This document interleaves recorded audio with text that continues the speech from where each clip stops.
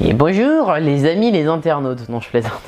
Salut tout le monde, c'est Nio. Aujourd'hui je vous retrouve pour vous parler de Tout au bout du quartier de Pum Sawai, donc l'auteur de Panda Detective Agency, que si vous regardez mes vidéos, vous savez que j'ai beaucoup apprécié. Donc du coup je me suis dit, on va tenter Tout au bout du quartier. Comme d'habitude, je vous le dis en début de vidéo, mais si vous avez lu ce tome, n'hésitez pas à me le dire dans les commentaires et à me donner votre avis. S'il vous tente également, si vous avez besoin d'un avis plus poussé, vous avez de toute façon la chronique écrite dans la description, comme d'habitude. Et donc on se retrouve pour cette petite vidéo sur Tout au bout du quartier. Tout au bout du quartier, alors moi je fais partie de ceux qui ont adoré Panda Detective Agency. Ça a été un 10 sur 10 coup de cœur phénoménal. L'auteur est, pour moi est un génie. Donc forcément Tout au bout du quartier, j'en attendais beaucoup. Je ne dirais pas que c'est à la hauteur de Panda Detective Agency, tout simplement déjà parce que c'est pas le but. Ça c'est un recueil de petites histoires, d'histoires courtes, alors que Panda Detective Agency, effectivement ce sont des histoires par chapitre, mais il y a un fil conducteur, il y a vraiment une trame scénaristique. Donc c'est pas du tout le même genre, surtout que là c'est un recueil d'histoires qui n'ont pas été écrites du tout au même moment. Donc on peut voir l'évolution de l'auteur à travers, et ça va être un des intérêts à l'œuvre. Voilà, donc un des intérêts desquels on va parler par la suite. Donc vous savez que moi je ne suis pas ultra fan des histoires courtes de base. Fondamentalement, un recueil, entre guillemets, un bouquin qui va regrouper des histoires courtes, c'est pas ce que je préfère. Mais effectivement, je savais qu'étant donné l'auteur, étant donné ce qu'il dégage dans ce qu'il écrit, du moins de ce que j'en ai pu voir dans Panda Detective Agency, parce que c'était pas forcément, ça voulait pas dire que ça allait être la meilleure œuvre du monde pour autant, mais je partais quand même avec de bonnes bases, entre guillemets. Voilà,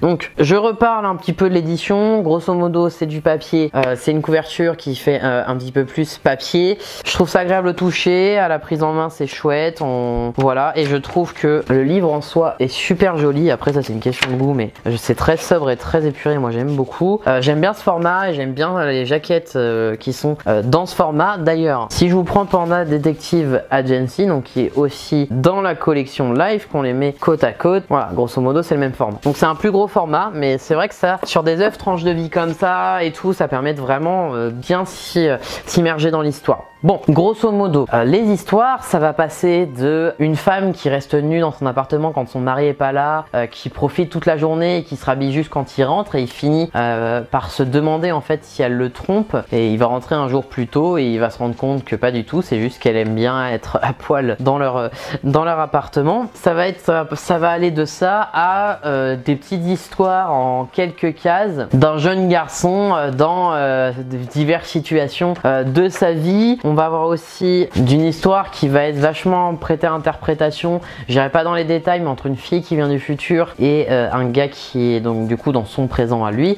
Donc c'est des petites histoires en fait qui sont tellement différentes que il y en a certaines honnêtement que j'ai adoré, il y en a certaines que j'ai un peu moins aimé. Les histoires en une page, j'ai été moins pris dedans, mais dans sa globalité, ça reste quand même un titre que j'ai beaucoup apprécié. Juste forcément, fondamentalement, c'était pas possible, grosso modo, d'être au niveau de Panda Detective Agency. Pour la simple et bonne raison que ce sont deux œuvres différentes et que Panda Detective Agency c'est quand même très particulier et très très bon. Ce qui a été chouette aussi, je pense que c'est l'auteur qui a dessiné toutes les œuvres, toutes les histoires courtes, mais honnêtement son style a totalement changé au fil du temps, ce qui fait que vu que il y a certaines histoires qui ont des années en fait d'écart, on se rend compte de son évolution graphique au niveau de son trait d'auteur quoi, et ça j'ai trouvé ça super intéressant parce que on a vraiment un recueil qui a été fait dans le temps. C'est comme Tomie dans le même genre. Les dessins de Tomie et la façon de construire le scénario au début et à la fin, ça n'a plus rien à voir parce que l'auteur forcément a pratiqué,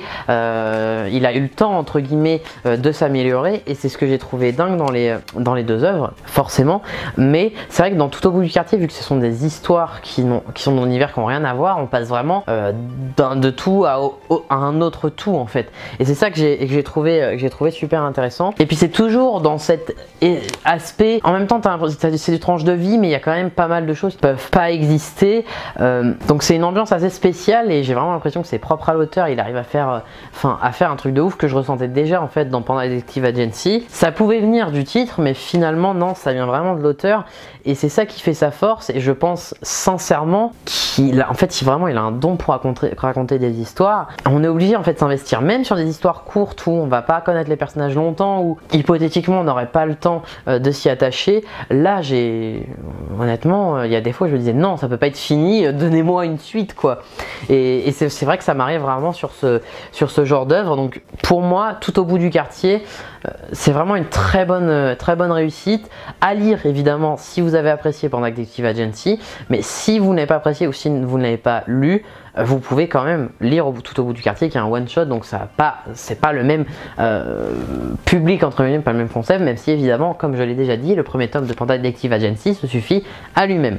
Voilà, grosso modo c'est tout ce que je vais avoir à vous dire sur Tout au bout du quartier, parce que si je rentre plus dans les détails au niveau de l'histoire, malheureusement on va rentrer dans du spoil, vous le savez, sur les one shots j'essaie quand même de pas trop vous spoiler, donc grosso modo c'est tout ce que je vais avoir à dire, mais je vous conseillerais sincèrement de le lire, surtout si, comme moi, vous aimez beaucoup les histoires tranches de vie, les histoires avec un fond, avec pas mal de réflexions sur diverses choses. Je trouve que Tout au bout du quartier s'y prête parfaitement. Voilà, j'espère que cette vidéo vous aura plu. Comme d'habitude, toujours le petit commentaire, le petit like, ça me fait plaisir de vous lire, ça me fait plaisir de vous répondre, même si c'est vrai que depuis mon retour vous êtes un petit peu moins présent, mais je ne perdrai pas espoir, on y arrivera, il n'y a pas de souci. Moi je vous dis à la prochaine pour une nouvelle vidéo et d'ici là portez-vous bien, ciao.